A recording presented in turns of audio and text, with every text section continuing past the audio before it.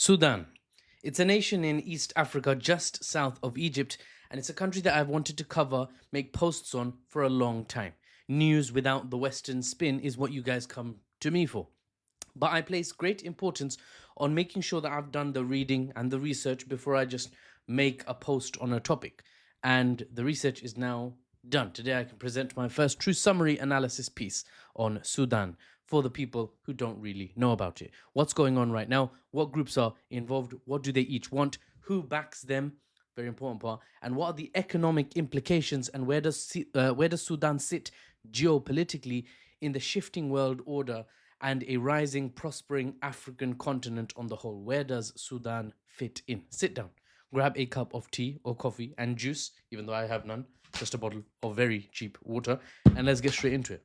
Well, it's cheap, but at least I still paid for it. It's a bottle of water. You can get free tap water. Anyway, Sudan's civil war started in 2023. The government in power at the time was a military one, a junta, as is often referred to. A couple years earlier, in 2021, it's the military that overthrew the president at the time, Omar al-Bashir, and his government. Going further back than 2021 is long time. Long, bruv. Okay, let's just leave it, bruv.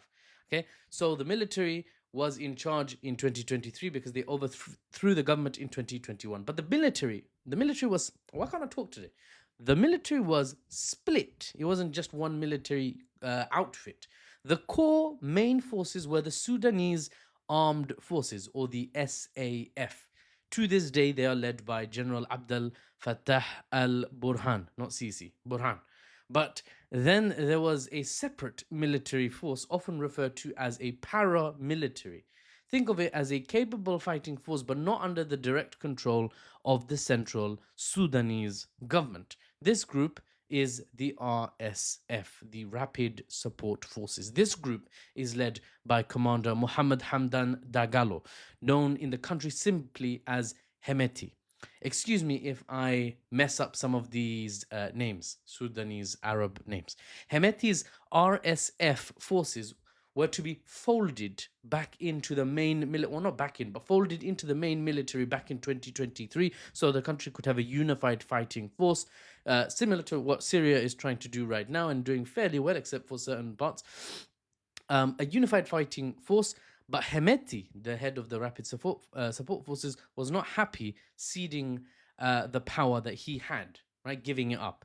So he chose to take his force and violently break away, hoping to take the whole country, and overcoming these Sudanese Armed Forces, the SAF, and General Burhan, and forge a new Sudan, likely under Hemedti's direct control.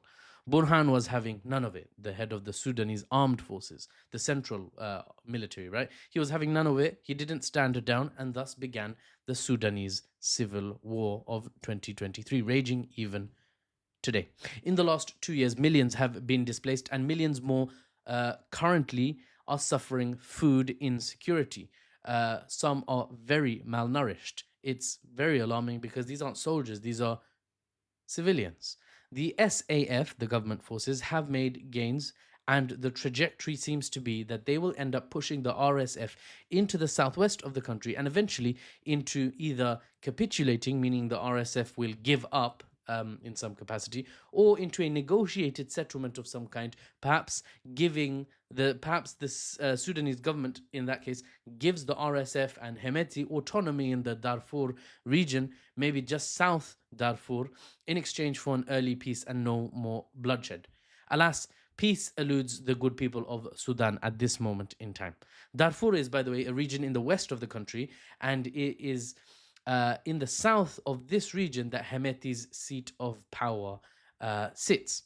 The RSF have been pushed back into the southwest corner, into Darfur, but they are kept propped up by their sale of gold to none other than the UAE, the United Arab Emirates. The UAE benefits from the relationship forged with Hemedti, gold in exchange for money to fund the continued fighting. And what an amount of gold it is. Sudan, you see, is one of the world's largest custodians of the precious metal.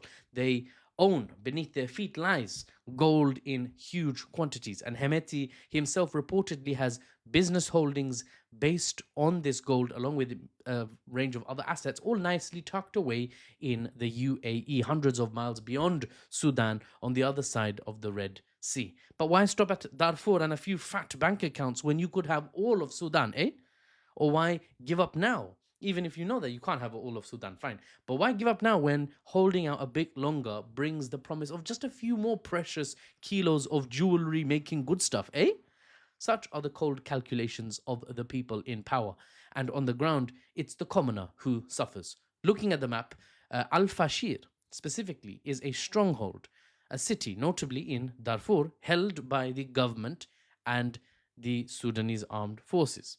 Allies they have found in the region help them keep a hold of Al Fashir, but at least for the time being, they are unable to re establish reliable supply lines and push the whole front to Al Fashir so that the government has control of the surrounding areas. So the city is largely encircled, and the RSF, Hemedti's outfit, are reportedly blockading food from going in, leading to an engineered, man made famine. The situation is grim, but unless Burhan and Hemedti can come to some sort of agreement, the people will continue to go hungry, be it in Al Fashir or some other part of Darfur that's contested, or some other part of the country overall. Sudan is huge, by the way. So Khartoum is the capital, roughly in the center of the country, maybe a bit to the east.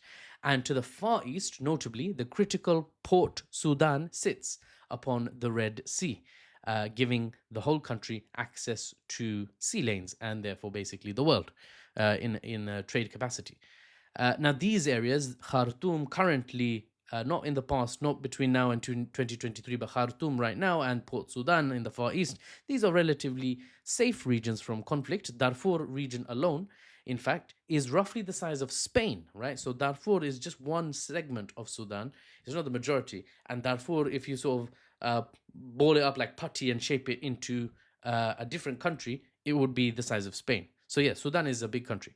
Its 50 million people are mostly Sudanese Arabs in ethnicity, 70%, with a mix of other ethnicities for the remaining 30. And 95% of the Sudanese follow Sunni Islam, with Christians and other local tribal faiths making up 3% and 2% respectively. These are estimates.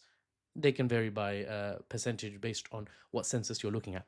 Now, I'll keep you posted on what's going on and talk about how Sudan fits into the great game on the world stage, how it fits into the US-China rivalry, the clash of great powers in our age. All that we can cover in a future post. For now, we leave it here. Or I leave it here. I'm just one guy. There's no team. I can't be like, hey, Bilal. There's no Bilal. Look, it's just the corner of my room. Anyway, for the unbiased news and analysis without the Western spin, I'm Mahfouz, and I'll see you on the next one. Bob, you're right.